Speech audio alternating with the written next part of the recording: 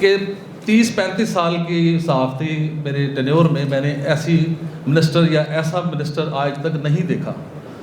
بہن اس لیے کہتا ہوں کہ صرف قرۂ ارض پہ وہ بہن ہی ہے ایک ایسا رشتہ جو اپنے بھائی کا درد اپنے سینے میں رکھتی ہے، ورنہ کوئی اور رشتہ نہیں ہے.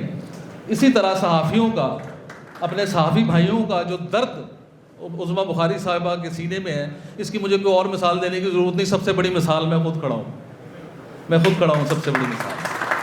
اور ارشد انصاری صاحب ہمارے وہ قائد ہیں کہ مطلب سورج وہ کہتے ہیں نا چراغ دکھانے والی بات، وہ بات مطلب ان کی کیا میں تعریف کروں. انہوں نے جتنا کام کیا ہے اور صحافیوں کا جو درد دل رکھتے ہیں، صحافی کا چھوٹے سے چھوٹے مسئلے کو یہ اپنی زندگی کا سب سے بڑا مسئلہ بنا لیتے ہیں. اور میں یہ کہتا ہوں کہ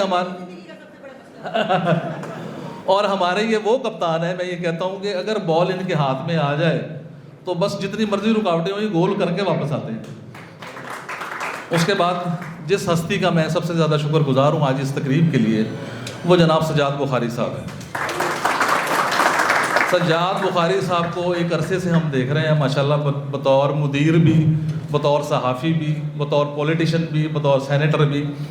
اور یہ وہ شخصیت ہیں جنہوں نے یہ کہا کہ بھائی مرنے کے بعد تو سب لوگ اچھا کہتے ہیں لوگوں کو، ساری زندگی ان کو اچھا نہیں کہتے. جب پتہ لگا فلاں مر گیا، اچھا یاروں تو بڑا چنگا بندہ سی، اس سے پہلے زندگی میں اگر اسی کو تعریف کر دے.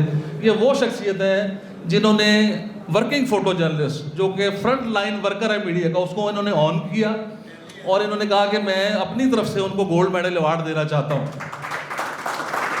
تو سجاد بخاری صاحب نے گولڈ میڈل تو دے دیا الحمدللہ، لیکن فوٹو جرنلزم کی تاریخ میں انہوں نے اپنا نام بھی گولڈن ورڈ سے لکھوا دیا ہے.